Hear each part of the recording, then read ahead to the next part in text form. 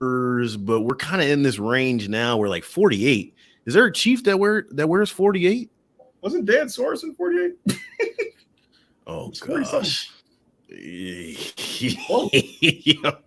starting off the pod with some bad memories. Yeah, come on. Dan Sorensen was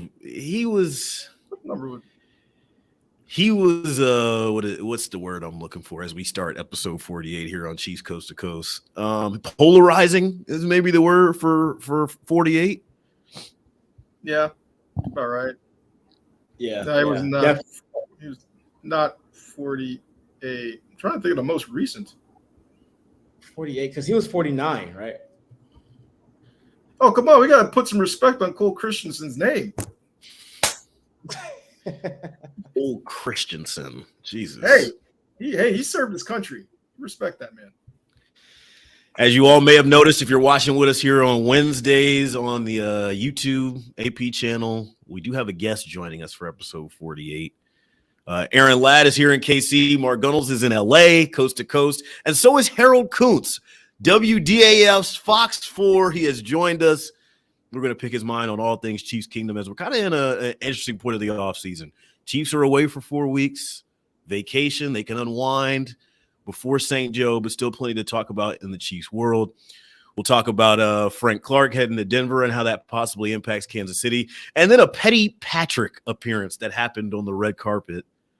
We'll talk Petty Pat. I see Mark just lighting up. That is your type of category, Mark. Like you saw that and that was made for you, man. I mean, it was definitely it was on brand.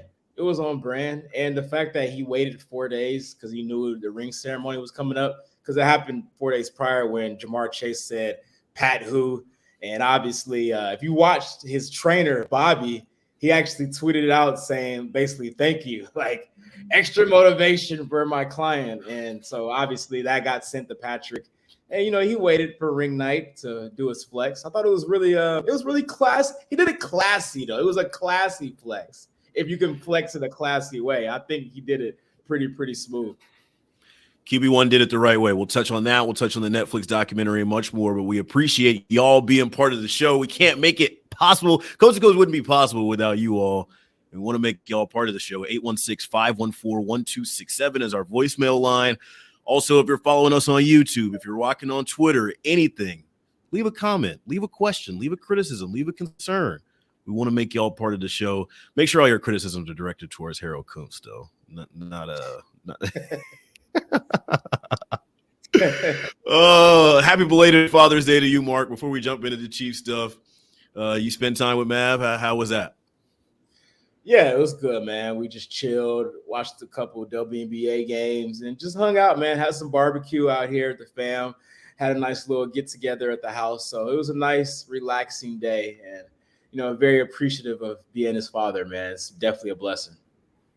Really cool stuff there. Let's just jump right into the Chief stuff while we got Harold here. Let's recap ring ceremony night.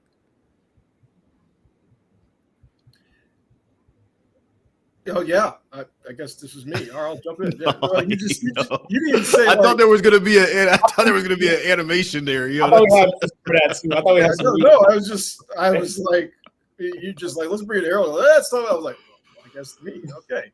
No, it was a good night. It was interesting because the last time they did it was obviously COVID, post-COVID, and they had to do it open air, Arrowhead Stadium. We had the shots of Patrick Mahomes with his mask on, getting the ring. 6 feet separation from everybody. They got to dress up. You got to see Andy Reid in the tuxedo with the red buttons. You got to see Carlos Dunlap, who I believe we'll talk about a little bit later, he looking like the Undertaker. You got to see everybody looking very fashionable. George Karlaftis was one of the suits I kind of liked, actually, the look he had. I mean, everybody looked good. Obviously, notably, Chris Jones wasn't there. Notably, a couple other guys weren't there as well, but there were previous players that we thought may have shown up, and then some did. So all in all, a good night. It was a private ceremony, so we couldn't watch it, but you saw the videos from the guys on Instagram the moment they got their rings. I think that was a pretty cool part because they all acted like little kids getting their rings. For some of them, their first, and for others, their second. So all in all, a good night. I mean, the victory tour continues for these guys. That's what it seems like. Kyle chimed in on YouTube, said he thought a question was coming. I think everybody thought something was going there. Let's set the scene a little bit. Harold and I were there. Mark, obviously, you stay tuned on the socials. It was Union Station, and they tried to keep it under wraps. I don't know how well of a job they did doing that. There were some fans there, but they had all of the same backdrop that they used for the parade. It was on those front kind of panels on Union Station. So big Super Bowl banner. And then the red carpet was right out there in front. Nice, balmy 90-degree day. And I thought another cool, underrated part of this whole night was you got to see not only with the cars that the guys drove, but like how they arrived to like this red carpet event, if you will. Like you saw guys going from chauffeur status all the way up to like, I saw Darian Kennard just kind of driving himself in casually and just getting out of the car. Like it was cool to see these guys kind of just put this bookmark, I guess, if you will, on the final chapter of their Super Bowl season. I never seen anything like this. Mark, have you seen a team do this kind of red carpet, fine dining, formal type event for a ring ceremony?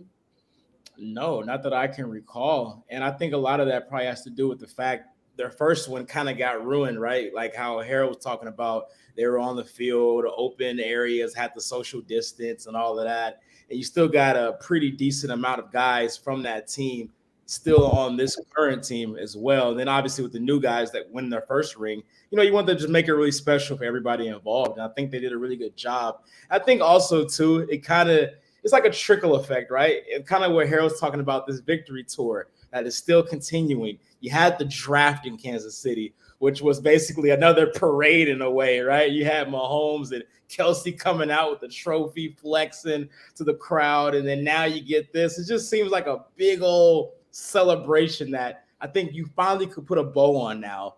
Now they can really turn the page fully to the 2023 season. It was really cool to see it, not just the players. Obviously, we know the players, they win the game, they play the game, they completed the 10-point comeback. But this truly was an organizational event, if you will. You saw communication staffers, PRs, the ones that we work very closely with, all the way down to photographers, 65 toss power trap, that whole thing. Like, it was cool to see everybody kind of wrap their arms around what the organization was able to accomplish. That's kind of one of the things I took away from it, Harold. I know you were kind of grumpy and disgruntled and mad to be in the heat the whole time. Well, I'm just grumpy and disgruntled generally. But no, it's I will say a couple things that were cool. Andy Reid just driving up with his wife Tammy, just like he's just parking to go into Union Station. Basically, he's not like the two-time Super Bowl winning head coach. I mean, you got Brendan Daly over here in an open-air Mustang being chauffeured, and then now everybody knows what Patrick Mahomes. One of his, I guess he's got another ride to add to the collection, a growing collection. I thought he borrowed that from you. I thought he took that from you. No. Well, because I don't have a Texas license plate, so that's why it's not for me. So put up in the Rari. Unless I went down to Dallas. No, we brought a Rolls. So it was all white with all the white Rolls. it was clean. The double R, okay. You can pay $500 million. You can flaunt a little bit sometimes. Team friendly deal, of course, but only $45 million base salary this year. Only $45 million. So not bad, not too shabby. It's pretty good work you can get out there for. Do we have any issues with the ring itself? Some details over 260 diamonds, baguette diamonds, and different diamonds, and the top comes off, and there's a quote on the inside from, I believe it's Lamar Hunt, who says Arrowhead Stadium is my favorite place on earth, and it can turn into a pendant. Can you even beef with? It feels like Super Bowl jewelry has gotten so gaudy, like it's not even really. It's more of a conversation piece than like an actual ring at this point. Yeah, because when are you really going to wear this in a normal setting? Like, you're not going to wear that big old ring just going out to dinner on the plaza in Kansas City. Like, it's one of those things you're literally going to wear for like this type of event, obviously. Maybe, I don't know, a Chiefs banquet or something. Like, you're not just wearing this on the normal basis. Maybe you are. Actually, maybe you are. Maybe some guys are. Maybe these younger guys are, because you see these rappers out here wearing these big old rings and jewelry, just normal. So maybe they maybe I'm the old guy here. That was a very old state. That right there was an old state. That was something I was expecting Harold to say. I was expecting Aaron, hold on. But Aaron, if you had a ring that big, are you wearing that like on a normal basis? Well, a lot of the guys say, hey, we'll wear it this next week, my next trip or whatever, since it's new, everybody wants to see it. And then you kind of tuck it away for a long time until I know specifically, and I'll toss it to you after this, as Del Monte Green Beans chimes in on YouTube and says the ring is kind of like a trophy. And I agree. It kind of is more of like a stationary piece that you bring out on special occasions. I think it's going to be sweet for the owners to wear. For Clark Hunt, Mark Donovan, some of those people in the front office, when they get together with other league officials, they had those league meetings. Best believe I'm putting it on that handshake hand to be able to remind you what our team was able to accomplish. Are you wearing both or just the most recent one? Are you wearing both of them? What do you think? What do you think, Harold? Well, I feel the first one's going to feel a little left out because it's smaller than the second one. I mean, you can tell the noticeable difference for one. To Del Monte's, I hope I pronounced his name correctly, point. Yeah, I mean, the Lombardi Trophy's in the second ring. Arrowhead Stadium's in the second ring. It's actually better than a Super Bowl trophy, because it's a collection of what happened throughout the season. It's got memorable quotes. It's got your stadium. It tells a story. It tells a story of the 2022-23 Kansas City Chiefs, which is exactly what a Super Bowl ring does. I mean, the Rams made a huge one, and the Chiefs were like, we got to do it. I mean, Aaron, you remember when Travis Kelce said before it even began, it's one of one. Jostens did the job. Everybody went with it. I mean, there's plenty of good ring stories. I mean, I think one of the cooler stories was Trey Smith, who's, everybody brought their date or their, wife or girlfriend or what have you. He brought his father. And he said, this is for his mom, who his mother's passed away. And that was for his mom. She would have loved a night like that. And I think that's special. I mean, like Trey's got a ring. That's special to him. He earned that. I mean, let's think about Trey. The reason he's there is because of the way they lost that second Super Bowl. That's the reason he's there. Absolutely. So, and him and Creed, and Joe Tooney, those are the reason those guys are there. So I think it's really cool that, you have storytelling involved in it. I mean, this is just the beginning. I mean, these things are going to get, watch the Nuggets, watch what the Chiefs did, and they're going to have a crazy ring. Watch whoever wins baseball, they're going to have a ring that's crazy. I mean, the bar just keeps going up and up and up and up with these rings. I mean, but look, it's not like we can just, take money out of our check to buy those rings because it's our entire check plus another month's rent. So, I thought you already had one. No, I do not have one. They didn't give you one, Super Bowl champion broadcaster? I didn't do anything to win the Super Bowl, Aaron. I was just there. I was just there. I was present. Give yourself some credit. You had some great reports. Yeah, there we go. The Chiefs, they used a couple of my reports in their little 65 toss power trap production pieces. Big dog. Dog. Yeah, they get a ring because I was like, that's my voice. I recall that voice. So I'm going to ask Dane Van Wy and the great staff over there why I didn't get a ring. So, but no, it's let's talk about a guy who has 2 rings and he liked to show them off very proudly on social media in response to Bengals wide receiver Jamar Chase. And I thought this was an awkward situation that Chase was kind of put in because Joe Burrow clearly said Pat was the best. And then he basically was put in front of that information. And he did what I thought most logical competitors would do, especially if your biggest rival just won the Super Bowl. Oh, Pat who? Like, I'm not even recognizing anybody except for the guys who are in this locker room. I thought it was a good clapback. I think this is emblematic of what this rivalry is going to continue to be. It's going to be a lot of chatter. And then there's going to be one game on the regular season schedule and one game on the postseason schedule, in my opinion, for the next 3 or 4 years. Start with you, Mark, and then we'll go around the horn because this is your account. This is what you like. This is the pettiness. What did you think of the petty back and forth between Mahomes and Jamar Chase? Well, first of all, I want to address one thing that you said that I thought was definitely inaccurate. You said this is what most competitors would do. That is not true because most competitors they will say that they'll defend their guy. I get that part of it, but you didn't have to say Pat who. You could have been like, yeah, Pat's a great quarterback as well. We know what he's done and things like that, but I'm rolling with my guy, Joe Burrow. the fact that he said Pat who is the reason why he got flexed on. If it wasn't for that, this wouldn't have been a thing.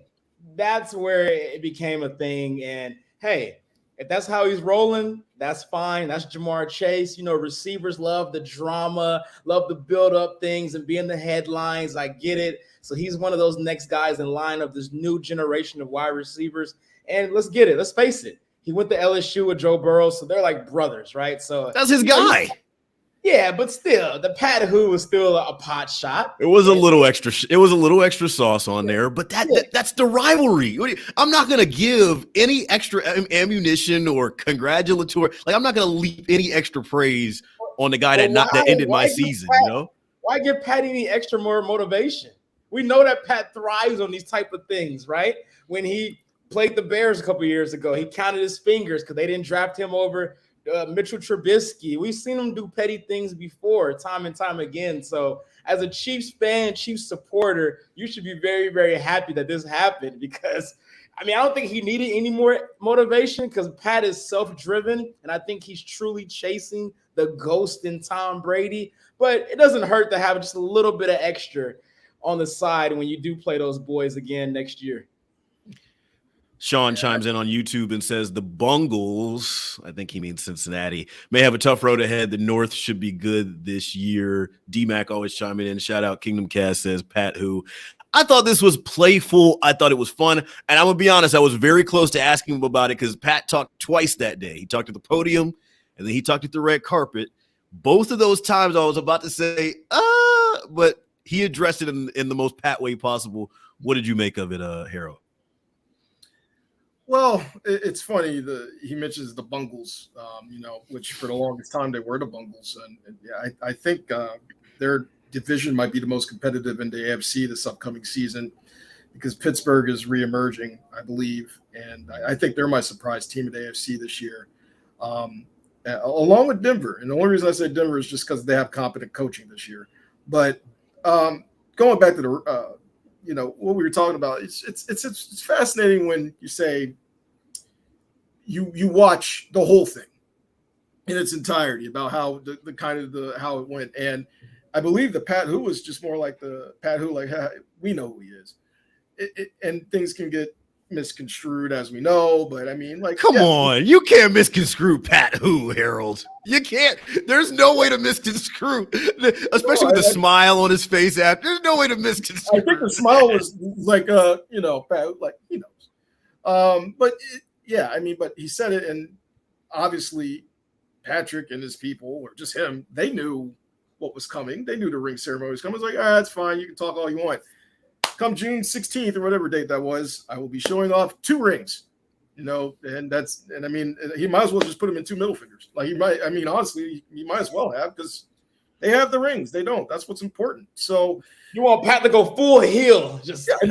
Well, I think the Chiefs are slowly starting to play themselves into a heel. Let's be honest here. Like, everyone chases the winners, right? And they're the winners right now. When Justin Reed stepped out on his ledge, though, and kind of poked Cincinnati back, it was almost like KC withdrew. Cincinnati has not stopped. It's almost as if they are. Said something. I think every receiver on the Bengals roster has said something, Aaron. I believe that T. Higgins has said something. We know Jamar Chase has definitely said something. They've all said something. Joe Burrow was asked about it by the Cincinnati media. Who do you think is the best quarterback? And he said Patrick Mahomes. He didn't take the bait, honestly. So, it's just, you really get down to it. Yeah, Cincinnati's going to talk because that's all they're thinking about right now. Everybody says rent-free. I believe there is a rent-free from both sides of this rivalry. The Kansas City-Cincinnati rivalry for years to come. I believe there's a rent because they know they're 2 equals. Cincinnati has the Mark, wins. you don't like that? You don't like the fact that Cincinnati's living rent-free? Kansas City's got the rings. Oh, no. No, my point was I was going to take this a little further. I think this is going to rival the whole Burrowhead thing, right? When the Chiefs beat them in Arrowhead, they were mocking them back. Burrowhead, this is, what I'm saying? I think this is going to be kind of similar to that if the Chiefs do beat them, not only in the regular season, but in the playoffs. You're going to hear the that's who or Pat who. Like, it's going to be thrown back in their face. And that clip, it's gonna surface again if the Chiefs beat them, man. I'm telling you, that's one of those next chapter in the rivalry. Went from Burrowhead, now it's that's who or Pat's who. That's the next chapter in this story. There's always going to be something, and the fact that we have to wait till December 31st for this, woof. They could have done us a service and pushed this thing back up to October or something, but nope. We are day 365 of 365 to wait for this game. So and the NFL is hoping that game has playoff seeding implications on the line. Absolutely. Yeah. Let's keep talking about the ring ceremony. Some good conversation there. Episode 48, Chiefs Coast to Coast. Mark Gunnels, Aaron Ladd, Kramer Sandstone, and our guest, Harold Kuntz, talking ring ceremony. How about two guys? And of course, there's more, but I want to focus in on these two because there was a lot of chatter. Clyde Edwards-Helaire, someone who famously missed out on the Super Bowl parade, wasn't seen at the White House, was spotted at the ring ceremony, and I thought that was noteworthy. And on the other end, a guy that's continued to have this contentious contract negotiation extension talks, Chris Jones, who was absent from mandatory minicamp, was pictured at the White House festivities, says that he was sick and didn't make it to the ring ceremony for that reason. Take what you want from either of those, Harold, and then we'll go around. Well, first things first with Chris Jones. I know it's kind of like if we're humans and we want to leave work, you're going to say, oh, I'm sick. I can't make it. Exactly. Sniffles. Yeah, they're not feeling good. I get that. But, I mean, if he didn't want to be there, he didn't want to be there. If he did, he did. I mean, I'm not going to fully speculate on his condition at the time. I don't know. But at the same time, I mean, he did respond on Twitter like, I'm sick. Like, okay, sure. Like, if you didn't want to be there, you didn't want to be there. If you did, you did, and you were sick, you're sick. Okay. I mean, that's fine. That didn't raise an eyebrow to you that he wasn't there? I thought, and I bet you thought the same way, he'd probably sneak in the back door. And that's what I originally thought. Yeah, I thought that he was there. And maybe you just like directed people like, I don't want any pictures taken of me. And they're like, okay, sure. Good. But I mean, he says he legitimately wasn't there. I mean, he went out of his way to say it. So again, I'm not going to speculate on that. I mean, that's his prerogative. We're on a podcast, Harold. You have to speculate. Come on. That's what the whole thing we're doing here is. No. This is not what the Kansas and Missouri Broadcast Bureau of the Year does. You're not on air. This is a podcast. Speculation is what we're here for. And the fact that Chris Jones, he was at the parade, he was at the White House. The ring ceremony is almost lower investment, in my opinion. It's lower investment than any of those events because you're around the organization. We know he's here. I mean, we know he's around. Veach is not gonna pull out the negotiation tables right there at the ring ceremony. Brett Veach said himself like he would love this event. Like I think he's gonna be here because he would love this event. I think a couple people said like he would love this event. You totally believe he would love this event. So if you've got people within the organization saying he would love this event and he doesn't show up, maybe he is sick. Like maybe that's just what it is. Maybe Brett Veach was not mistaken when he said that in past tense, if you will. Like, wow, Aaron was wild. You're wild for that. Mark, Aaron, you can put on was Chris Jones actually sick, and are you surprised that CEH showed up? Those are my two questions. First of all, how can I determine if the guy is sick or not? I don't live with him. I don't know his family. I can't speak. Have some fun, please. Lord have mercy. If he said he was sick, I got to believe the man was sick. I have to take him. I have to take it at face value. I have to. I mean, the fact that he was at the parade, he was at the White House. He's had a track record of showing up to these type of things. So why would he show up to this one? The White House was only 2 or 3 weeks ago. It wasn't like it was 3 months ago. And like maybe feelings have changed over time. It's only been 2 weeks. So I don't think much has changed in 2 weeks to where he's like, I'm not coming to the ring ceremony. I'm not being treated fairly. Like, I think the man was really sick. And as far as CEH, I am surprised because based on track record, going with him, no parade, no White House. But maybe he's heard the criticisms. Maybe he's had an agent talk to him or his team that's close to him is like, hey, you get a lot of bad PR here. You missed the parade. You missed the White House. Please show up to this ring ceremony, please. We're begging you. So maybe that was what it was with CH on this one. It's like, okay, I can't miss all three. A couple people chiming in the comments. We love the comments. Appreciate y'all rocking with us here on a Wednesday in the middle of the off season. Kyle's very active, says it's June, looking ahead to that Cincy matchup. Says, you mean to tell me he's faking sick, but he went to the White House? Come on, Aaron. Sean says, love it, funny. Two things, and I think the Clyde piece is more noteworthy than the Chris Jones. I don't know if he's sick or not. To me, he would have showed up had this contract negotiation not been going on, but that's just me speculating, and that's just me throwing something in there. I don't think that, they maybe had a bad phone call and now he decided not to. I don't know. I do think it's interesting timing, and anytime somebody calls out sick on like a Friday or like something where it's like a big party, I always look interesting. But the thing with Clyde is, he has to have heard the noise at this point. He has to have read the feedback from him skipping the parade and skipping the White House visit. And maybe if it's not from us, maybe it's internally. Maybe somebody internally said, hey, man, like, we still see a role for you and we still care about you here on this team. Whether you're mentally somewhere else or whether you don't think it's going to work out or it hasn't worked out the way you want it to be. I think even Jerick McKinnon kind of gave voice to that. These things are important. These things are memories you can't get back. I mean, opening your first Super Bowl ring, like, why not do that in the environment of the team? I think, and I've been a big supporter of Clyde on this pod. I don't think I have to pull up my resume on any point in time, but I think he plays a crucial role in this team going forward.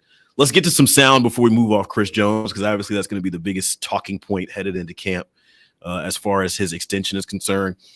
Andy Reid and Patrick Mahomes talked about it. I want to start with the Andy Reid sound because he faced a similar situation last year with Orlando Brown. Will he be there? Will he not be there?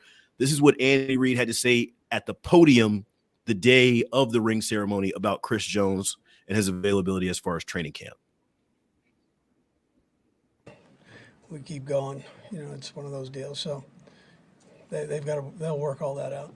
They're communicating, so that's important. He went on to say, look, if you're there, you're there. We're going to roll.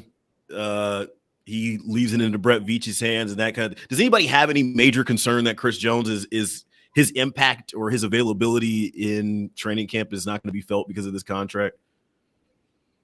You can go ahead, Harold. I have zero concern whatsoever. I mean, at one point I heard the dang thing was already done. It was just a matter of signatures and maybe a couple $1 million difference. But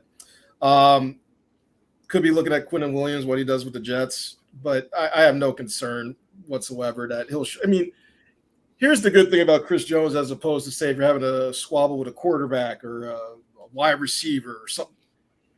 This man knows what he's doing. He could show up 2 days before the first preseason game and he'd be perfectly fine. So he has all the time in the world. I think the crew at the Chiefs know he has all the time in the world. It's just a matter of finding the right dollar amount.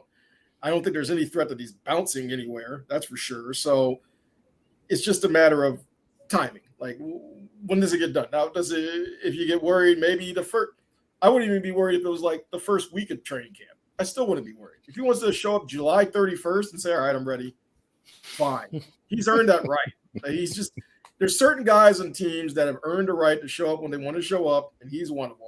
He's one of maybe 3 or 4 guys that have earned a right to basically say, on the Kansas City Chiefs, that earned a right to say, if I want to show up when I want to show up, I'm going to show up. And I mean, we know those 4 guys. It's Patrick Mahomes, it's Travis Kelce, it's Chris Jones, and it's James Winchester. And that last was not a joke. He can just show up whenever he wants to show up. So I mean, they just earned the right to basically do whatever they want to do. So I was wondering who that 4th guy was going to be. I thought you were going Creed or something like that.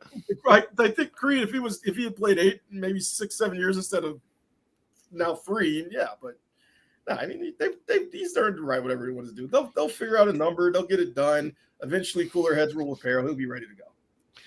Mark, before you go, if we're playing the game of something or nothing, Chris Jones not showing up for the ring ceremony has to be something, right? Like, we can't just continue to sit here with the panic meter on 0 saying, oh, no, things are fine. Like, we're good. Like, we can't just ignore data points that have been given to us in this Chris Jones negotiation. I mean, it's something if you really don't believe that he was sick. Then, yeah, it's something. I know you call cap, but if the man was really sick, why would he be around his teammates and it could be contagious, right? I'm just saying. I'm giving the man the benefit of the doubt on that. But I will say this. I'm not concerned about the actual contract getting done. I am a little concerned about the time it gets done, though, unlike Harold. I want him around for training camp for one reason. He's really the only veteran on that D-line now. Without Frank Clark there, you have a lot of young guys. You brought in Amenahu from the Niners. You drafted some guys. You still got Korloftis there. It's a very young D-line group. No Carlos Dunlap right now. That could be a very, very late training camp, early preseason signing. So I want him around to be that mentor. Like we saw Frank Clark. He took GK last year under his wing in training camp. All those clips about him showing him his swing moves and things of that and little tricks and stuff like that. So I think him being there, considering how young that group is, I think it is valuable for that he's not just skipping training camp. I want him there this summer. I agree with you on that. Comments are chiming in as well. Kyle says it's absolutely nothing as far as Chris Jones missing the ring ceremony. And Sean says, I agree with Aaron. I think he's been playing us all the whole time, at least for more money, if nothing else. Let's hear from QB1. Patrick Mahomes also asked about Chris Jones, where his panic meter is as it relates to him missing mandatory minicamp, and when he expects to get an extension done with one of the best interior defensive linemen in the league. Good by training camp, and we're able to come in and just roll, and that's just part of it. And that's what makes this team so great is whenever guys like that have to go handle their business, we let them handle it. When they jump back in the building, we get back to right where we left off. The Chiefs are in a great situation with this because they literally just did this exact same thing last year with Orlando Brown. Mahomes says the hope is everything's good by training camp, and they'll be ready to roll. If anybody has any closing thoughts on CJ. Well, it's interesting you mentioned Orlando Brown. That was a completely different situation because that literally was about money. And the funny, odd part that he goes to Cincinnati. We liked Orlando Brown. Aaron, you've seen him a lot. It was cool. Yeah. Yeah. But, that was strictly about money and the fact that he went to the Bengals and took probably a little less than what he thought he was worth. So be it. He got some long-term security. He's happy with it. That is what it is. It's a business. But Chris, he's been through this before. We remember when Patrick Mahomes said, hey, I left a little money on the table for you when he was doing his contract, and then Chris immediately got his worked out. So there's previous precedent that, Chris is going to get happy eventually. Like he just wants to be loved. That's no problem. Look, you come off a 15.5 sack performance last year. You match your career total from 2018. Aaron Donald's the guy who's getting paid more. You outperformed Aaron Donald, quite frankly, last year. So, yeah, he's definitely deserving of the money. So, it's just a matter of – and we forget from the Chiefs' perspective, they need this. They're close to the cap. They're under $1 million from the cap. They're the closest team against the cap, according to numbers I've been seeing. In terms of spot track, yes. So, he needs to be extended. If there's a guy you can see a good dollar for, you can extend it because, the Chiefs – toward the end of the year, always week 8, 9, 10, whatever. We've seen where they picked up Terrell Suggs. We've seen where they picked up Carlos Dunlap, even though he got in the system forever. I thought for a second maybe they're trying to do something with Frank before he went to the Denver Broncos and maybe wait and see how that went. So it's just a matter of, they're going to pick up a veteran guy that they need in some place they need that might be a little soft, could be defensive line. I think the big thing is how Felix Anudike-Uzomah develops. You mentioned the young guys, but Felix is the young guy. He's the young guy that's got to step up. And you don't know how that's going to go the development-wise yet because, he didn't get too much work in the rookie camp, even though that's not too concerning. He did get some work in the OTAs, but that's the big guy that he needs a mentor. And, Charles Amenahu is a veteran. He could mentor. But nobody's saying Mike Dana's name, a guy who's been in the system before. Yeah.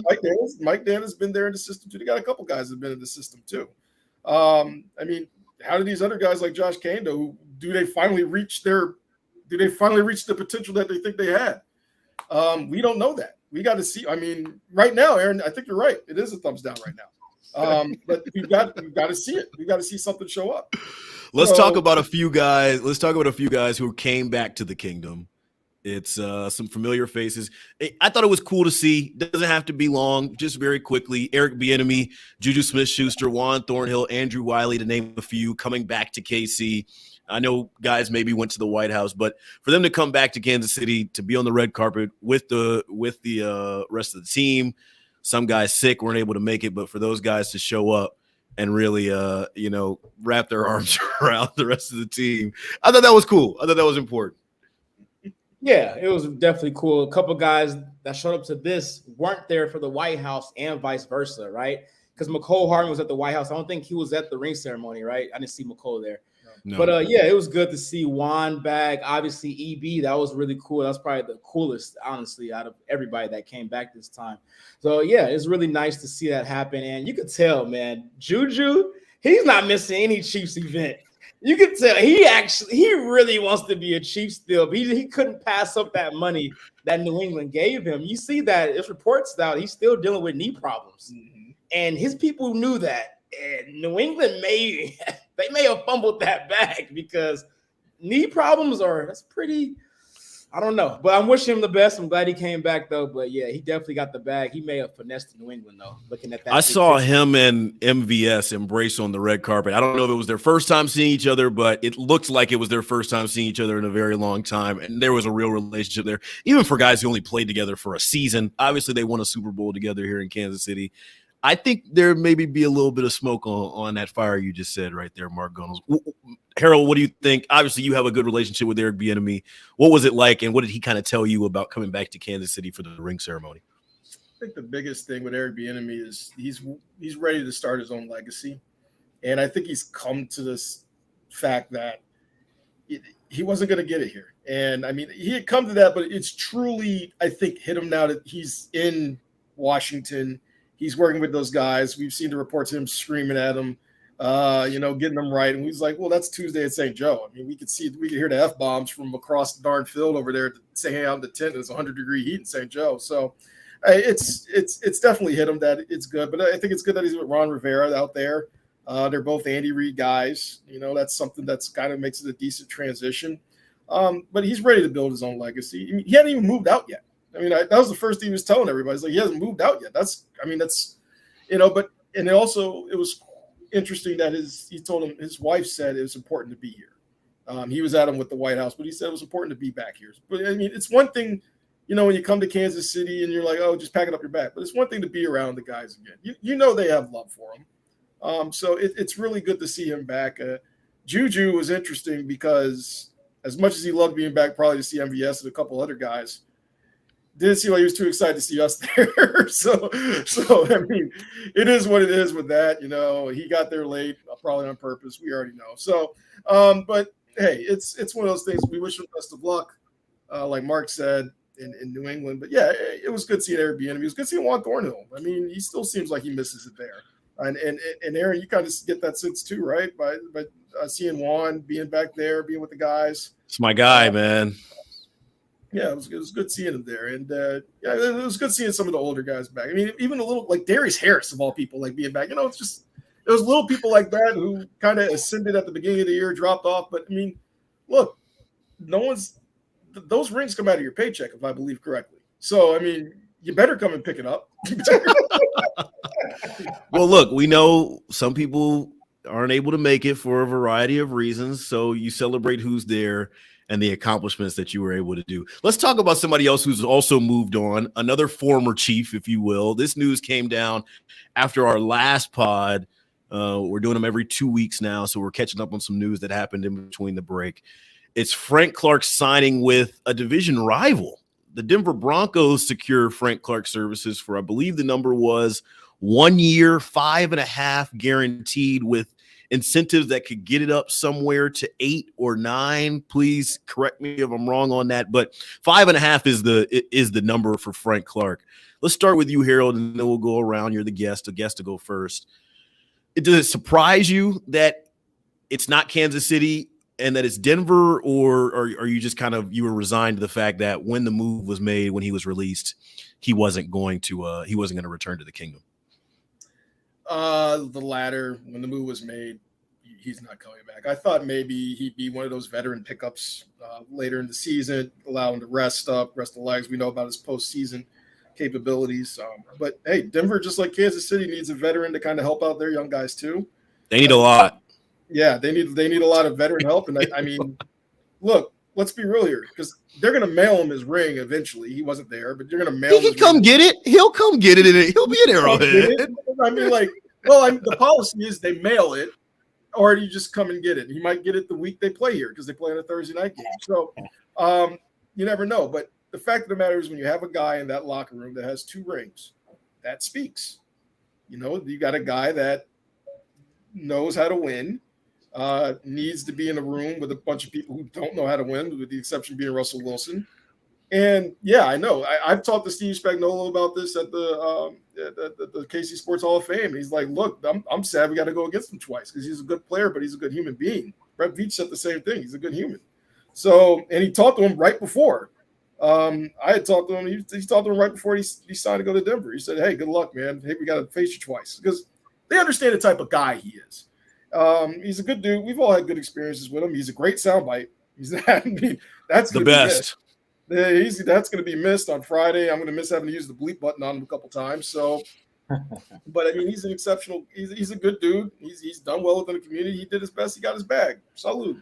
Take care. Now that Harold has said all the nice pleasantries, I'll be honest and say Mark Gunnels, he was an older defensive end. He's like a sports car, right? Like you cannot drive Frank Clark every day. You can drive him maybe 2 days out of the week, maybe 1, and it's in the postseason. Kansas City would have been better off moving off from him. I'm not surprised by this move happened. And when we had this on our last pod and it was Dunlap or Frank Clark, I wanted Dunlap, and that possibility is still open. What do you think about Clark? Yeah, so I remember last time we were talking, you were basically talking about how you think the kingdom has this emotional attachment to Frank Clark, and that's kind of why we're pushing for it. And I admitted that I was one of those people, right? I mean, it's kind of hard not to, man. You see the sound bites, you see the emotion, just raw emotion from him. And not to mention, he did produce in the postseason. He may not show up too much in the regular season. He might miss some games because of his stomach messing up, or he needs to get that together. But in the playoffs, he's what, 3rd all time in postseason sacks? Yes, he's 3rd all time. Yeah, and he's within striking distance of becoming number 1, which is why I really thought if he didn't at least resign with the Chiefs, he would go somewhere where you're pretty much a lock to make the playoffs. In Denver, I mean, they could. I know Harold said they could be a surprise team, but they're a fringe wild card team at best. I think we can agree on that. So I'm a little surprised that maybe that's not more of a motivation for him, because that would be a great accomplishment, right? To get number 1 all time in postseason sacks in your belt pocket. So, that it is what it is. But I've always said this. I thought the Chiefs would re-sign one of Frank Clark or Carlos Dunlap. So now I think it's on the table for Dunlap to come back. He was at the ring ceremony. I'm sure guys were in his ear. Hey, man, come back, man. Let's get one more, 1 year veteran minimum type of deal. He'll probably skip most of the training camp and show up late. Who cares? He's a veteran rotational defensive end at this point in his career. So I really do think that's going to happen now since Frank Clark is gone. Our boy D-Mac is in the comments on YouTube, says Dunlap, in my opinion, is a better fit for the roster than Frank would have been. And we got some more information on this front, courtesy of Forbes article. I'll give a few quotes here from Carlos Dunlap. He talked about one of his restaurant ventures, but also talked about potentially returning to Kansas City. The 34-year-old says, I can help another team get one of their own or help the Chiefs again. The Chiefs haven't ruled that out, but currently it's a waiting game. They obviously have a special spot for me because they were the first team to help me win a playoff game and win a Super Bowl, so that would be a great opportunity. You asked for a veteran earlier, Mark. I think Dunlap kind of fits a lot of those same things that Frank Clark does, while also giving you that availability factor that you didn't always necessarily get with Frank Clark. Yeah, I mean, I totally agree. I think, since you don't got Frank Clark anymore, and I mentioned earlier the fact that it's a very young D-line room. Chris Jones is really the only elder statesman there. So I do think there is some value of having a guy that's been around the block for 10 years, just won a Super Bowl, to kind of mentor those young guys, especially FAU, your new first-round pick from Kansas State. I like Carlos. I mean, I like both Frank and Carlos. Honestly, they're the perfect, again, mid-season pickups that I think they're great. Now, Frank ends up being a beginning of the season pickup, beginning of training camp pickup. But I mean, if Carlos is still there, I'd say let's have the conversation. And again, that's predicated on, hey, if Chris Jones extends his contract, opens up some free money, Carlos, you got a shot to win his second Super Bowl. I mean, let's slightly remember what team he used to play on, right? I think it was the Bungles, right? I think so. So how much would he like to win 2 Super Bowls against those Bungles? And I mean, I know he has love for Cincinnati. I mean, I saw him back there. He was signing autographs for people that saying hi to people that hadn't seen in a while. But hey, I mean, look, Carlos would be a great pickup. I mean, I like the fit. I mean, he loved where he was in terms of play time. He likes that 35-40% of snaps. Yeah, that's absolutely exactly where he would be. We know you're going to keep a lot of defensive linemen on the roster.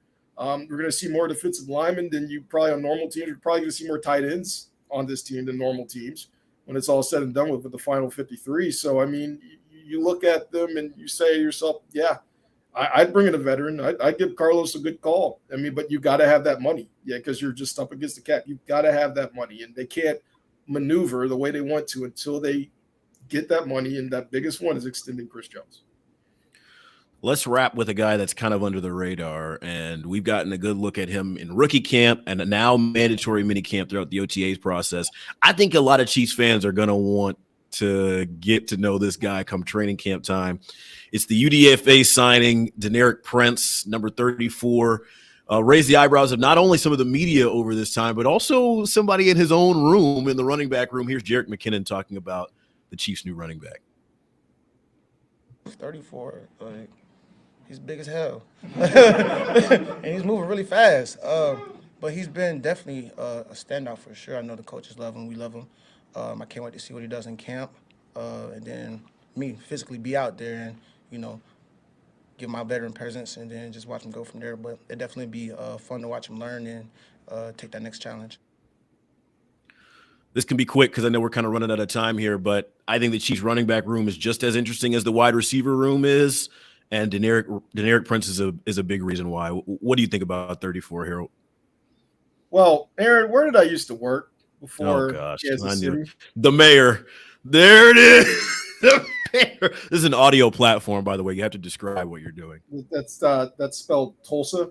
Yes, it's a tiny little college in Oklahoma.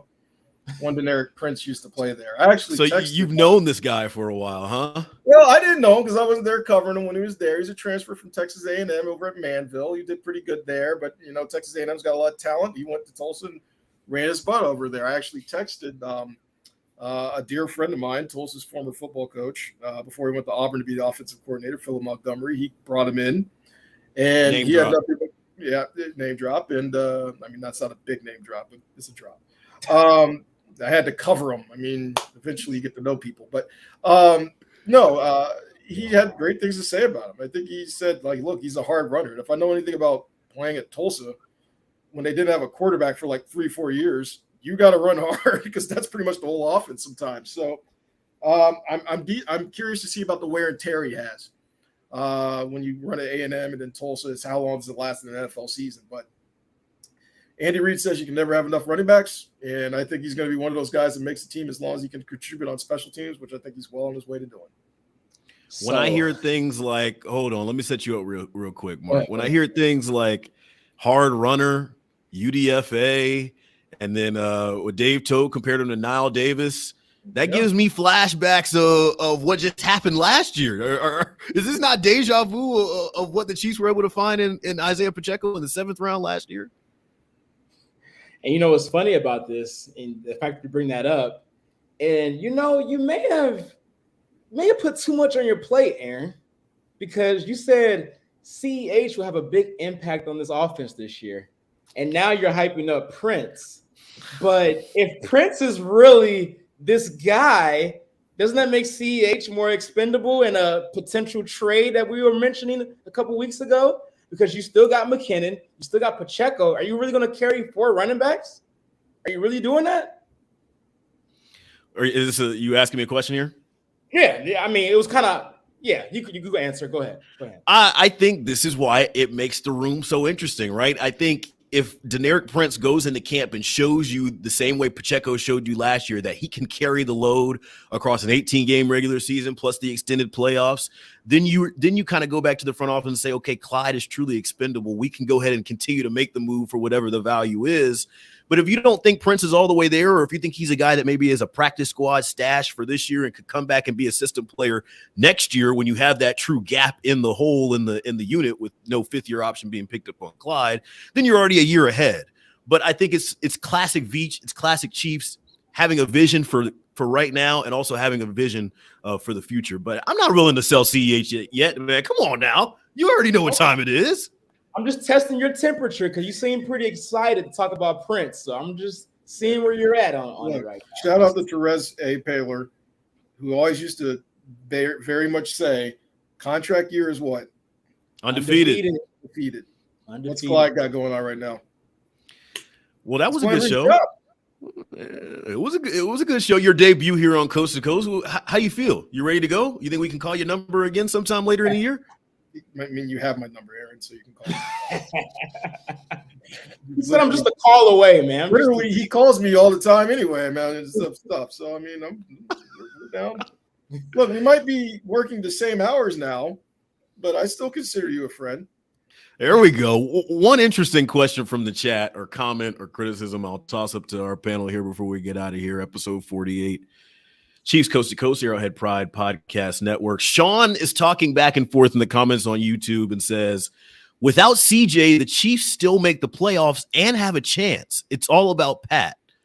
I don't know if I agree with that. I think when I think of the pillars of the Kansas City Chiefs as they're currently constructed, Chris Jones, Travis Kelce, and Patrick Mahomes, you need those three to be able to win a championship. It can't be done without one of those three, in my opinion. I don't think they make the playoffs without Chris Jones. I'm glad you brought this back up because I wanted to touch on this earlier, but we moved on kind of quick, but it's fine. I was going to caution Chiefs Kingdom, and I've seen this a lot, where they think as long as you have Mahomes and Kelce, everybody else is expendable. And that's your fault. You did that. You and your tweets did that. No. I've always put in Chris Jones in that mix too because Chiefs fans are taking the Tyreek Hill thing and thinking, oh, we traded Tyreek Hill. We won the Super Bowl in the first year. The difference is wide receiver is depending on the quarterback to throw them the football. Chris Jones is the Patrick Mahomes of the defense.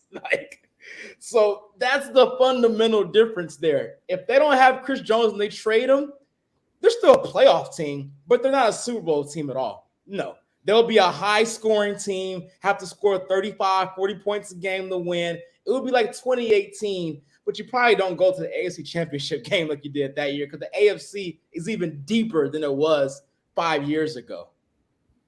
I would say Chris Jones earned a contract simply because they aren't in the Super Bowl without Chris Jones. He won that game against Cincinnati. I mean, we can go back and look at that AFC Championship game. He won that game. And I would go as far as to say he almost single-handedly won that game. I mean, the score was 23-20. What are we looking at here? Like, they held Cincinnati to 20 points. They made the stops when needed. Who made the critical sack when needed when Burrow and the offense was trying to drive? It was Chris Jones. He was crying during the national anthem. You knew he was about to put on an all-star effort, and he provided it. I don't understand how this is. Yes, the defense, we all know, probably needs to be 15th, 16th, 17th, somewhere in the middle range. Offense can do the rest. We get that. But they still need to be 15th, 16th, 17th. Where's that defense without Chris Jones? Chris Jones, 15th, 16th, 17th. You're in the low 20s. Yeah. Yeah. I mean, this team has had they've had historical defensive starts before. As you know, with Steve Spagnuolo defenses, you get better toward the end. You've got a guy that doesn't require you to get better toward the end. Now you can fine-tune things with that secondary. He can be – I'm not saying he can match his total last year, but if he gives you 12, 13 sacks, that's worth the money. Take it. Good conversation here. We'll have to continue this at a Harry's or, something like that, a little local watering hole. I feel like I owe you a beverage or two for your appearance here. Yeah, you're fine. You're fine. Programming note, we will not be back I know we're usually back every 2 weeks. The next episode will be July 6th, not the 5th. You have to wait one more day to the 6th. It's a holiday break. I'll be on vacation, Harold. I'll be on. Some of us take time off. Okay. You see how high maintenance he is? He's changing the schedule of the show. That's crazy. That's all right. My birthday is July 10th. Okay, I so there we go. It'll be an early celebration of Harold's birthday. That's why actually why I moved. No. I don't even celebrate birthday. You know that. It's just one more day of knee problems. You sound like a chief. You sound like Frank Clark. Plantar fasciitis, tendon issues. Oh, She can man. barely move my arm. For the old man over in Kansas City, Aaron Ladd here in Kansas City, Kramer Sandstone behind the board. Mark Gunnels is out in LA, the newest inductee to the Lincoln University Hall of Fame. Did I get that right? Right? Yeah, Yes. yeah. The Hall of Famer will be joining us again, same time, same place, July 6th. Coast to Coast is out. We'll see y'all then.